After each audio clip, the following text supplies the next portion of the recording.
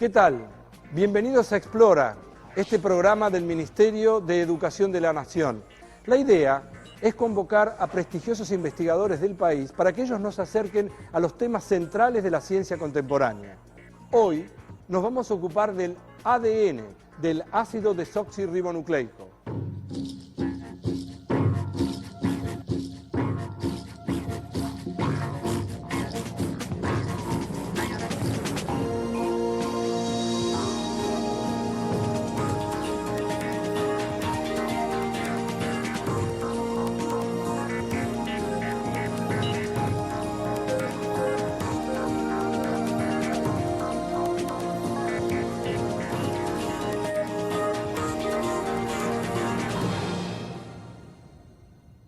A ninguno de nosotros nos tuvieron que explicar cómo hay que hacer para digerir una manzana, o que nos tuvieran que enseñar cómo hacer para reconocer una cara, o cómo hacer para sonreír. De hecho, son operaciones muy complejas, hacemos muchas de esas, y ni siquiera sabemos cómo. Es que tenemos una cantidad de instrucciones que son muy precisas y muy exactas. Por ejemplo, si uno estuviera en una biblioteca, tendría algo así como 30.000 libros. En cada uno de los libros habría una instrucción, un gen. Por ejemplo, uno sacaría un libro de la biblioteca y diría, ¿cómo hay que hacer para enfrentar el frío? Pero la naturaleza ha encontrado un sistema mucho más eficiente para almacenar la información. Más eficiente, digo, que tener una biblioteca llena de 30.000 libros. Todas las instrucciones caben dentro de una célula, Es por eso que los invito a este viaje hacia el interior de nosotros mismos, para poder entender qué es el genoma.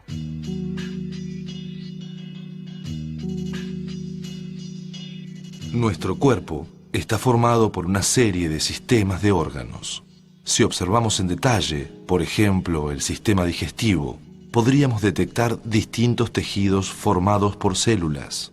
Todas nuestras células tienen una característica en común, tienen núcleo. Y dentro de ese núcleo hay moléculas de ADN. Son nuestros cromosomas. Los humanos tenemos 46 cromosomas. Y cada cromosoma humano está formado por una única molécula de ADN enrollada alrededor de proteínas. La estructura de la molécula de ADN es siempre la misma.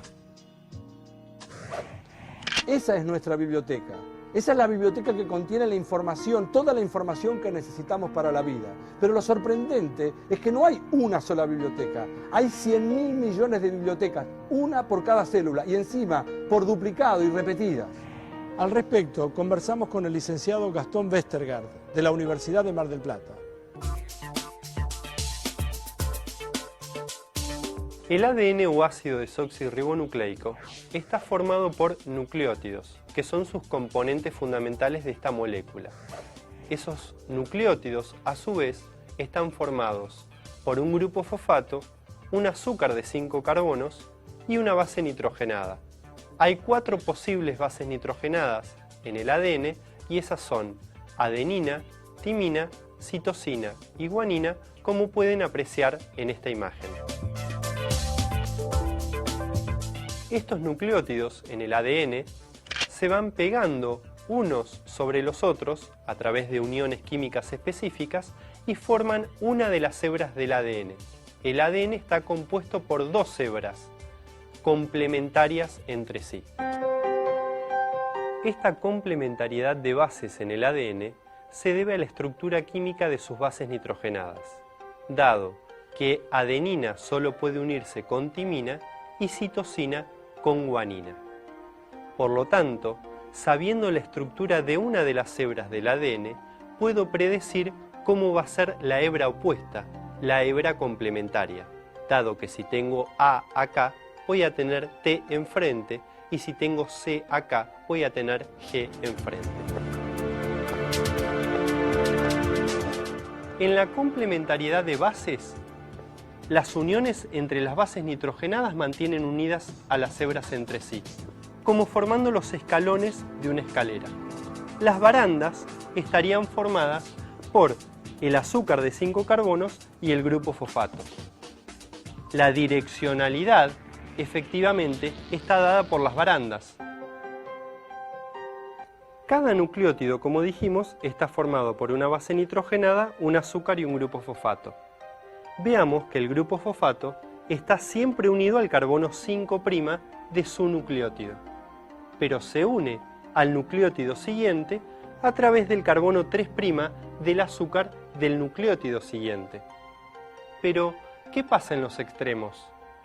En uno de los extremos, donde se termina esa hebra, el carbono 3 del azúcar queda libre. Por lo tanto, a ese extremo lo denominamos extremo 3'.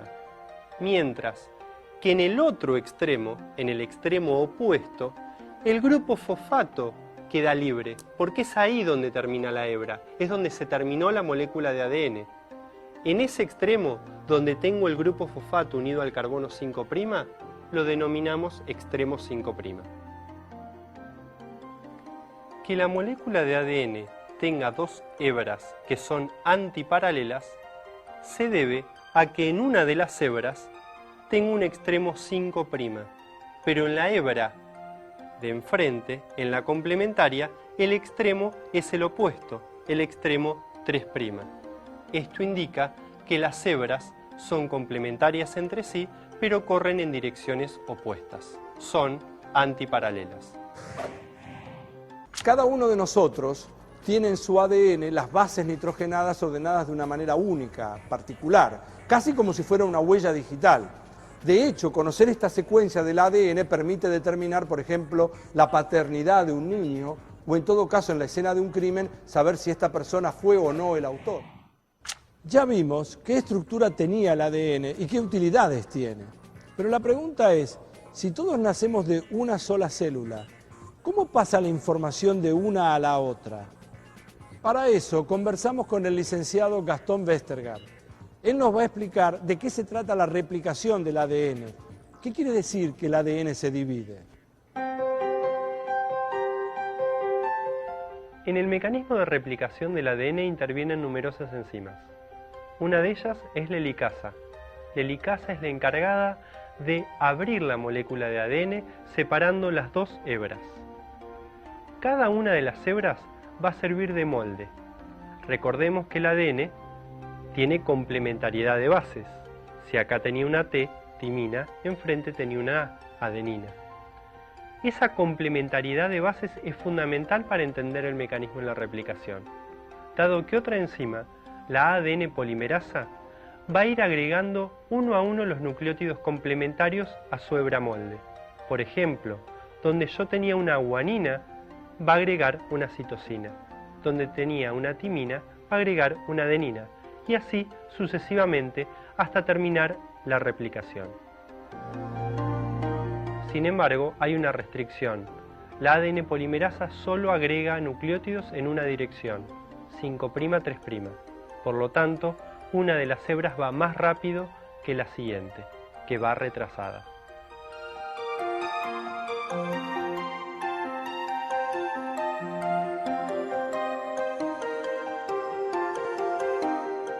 El material genético, o sea, la molécula de ADN, contiene las instrucciones para que cada célula funcione de una determinada manera.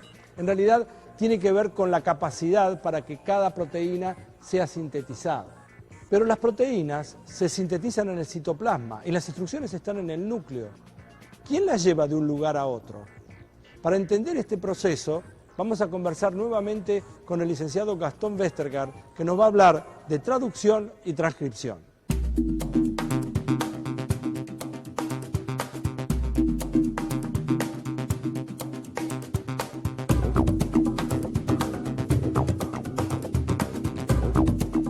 La información genética contenida en los genes dentro del ADN tienen información para fabricar proteínas. Ahora bien, nosotros decimos que somos como somos por nuestros genes. En realidad, somos como somos por las proteínas que nos forman. Tenemos el color de ojos que tenemos por las proteínas que forman parte de nuestra retina, o el color de pelo que tenemos por las proteínas que forman nuestro pelo. Por lo tanto, la información contenida en los genes tiene como fin último la fabricación de una proteína. Pero previo a eso, tiene que ocurrir un proceso. porque el ADN no puede viajar hasta los ribosomas y llevar la información para fabricar la proteína. El ADN está en el núcleo en una célula eucariota o formando un cromosoma circular en una célula procariota. El que lleva el mensaje de cada gen es un intermediario, un ARN, en este caso el ARN mensajero. Y cuando la información del ADN se copia a un ARN, se llama transcripción. La enzima principal encargada de transcribir un gen es la RNA polimerasa o ARN polimerasa. Los genes contenidos en cada biblioteca, en cada cromosoma, cuando se copia a través del proceso de la transcripción, en los eucariotas, o sea nosotros, ese ARN mensajero lleva partes que codifican, o sea que tienen información para fabricar una proteína, llamadas exones, esas porciones, y partes que no codifican para nada, basura, que son los intrones. Por lo tanto, ese ARN mensajero inmaduro, podríamos llamar, tiene que sufrir un proceso llamado splicing, en el cual las porciones que no sirven, no codificantes, deben ser sacadas, cortadas. Por eso ese mecanismo también lo podemos denominar corte y empalme. Cortamos lo que no sirve y empalmamos lo que sirve. Eso que sirve, el ARN maduro, va a ser lo que va a ir a los ribosomas a llevar la información para fabricar una proteína. Cuando el ARN mensajero sale del núcleo de una célula eucariota, llega a los ribosomas, el lugar físico donde ocurre la traducción, o sea, la síntesis de una proteína. Dentro de los ribosomas, cada ARN mensajero va a servir de molde para la fabricación de una proteína. En esta síntesis proteica, en esta traducción, no interviene solo el ARN mensajero. Como dijimos antes, intervienen los ribosomas, que están formados en parte por ARN ribosómico. Y también son muy importantes el papel que cumple el ARN de transferencia. Cada ARN de transferencia trae un aminoácido. Recordemos que las proteínas son largas cadenas de aminoácidos. Por lo tanto, al ir pasando el ARN mensajero por los ribosomas, una larga cadena de aminoácidos termina formándose. Una proteína termina formándose. Y esa, en definitiva, es la función que tenía el ADN, codificar para proteínas. Entonces podríamos decir que el dogma central de la biología molecular es el flujo unidireccional de la información, desde el ADN a la proteína. El ADN se transcribió a un ARN mensajero y el ARN mensajero se tradujo a una proteína.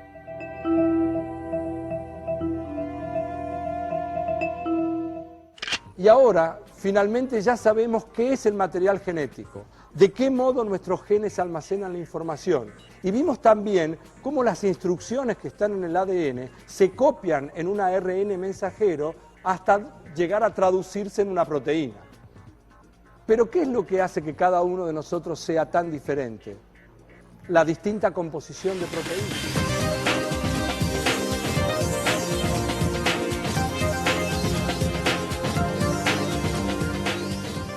Una vez demostrado que la información genética estaba almacenada en la molécula de ADN y una vez conocida que la estructura del ADN era sencilla y que solamente 4 nucleótidos podían llevar toda la información, el desafío fue entonces descubrir las secuencias completas de nucleótidos presentes en los genomas de diversos individuos.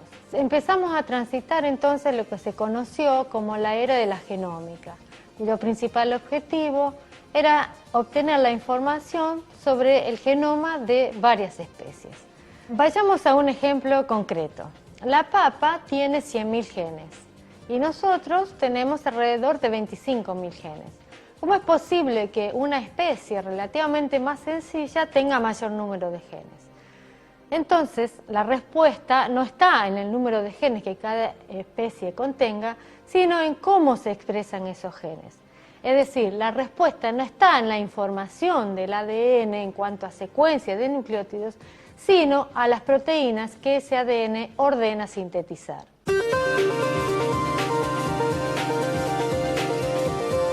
Entonces, en este momento, lo que estamos abocados es al conocimiento del proteoma de los diferentes organismos, es decir, la calidad de las proteínas que cada uno expresa.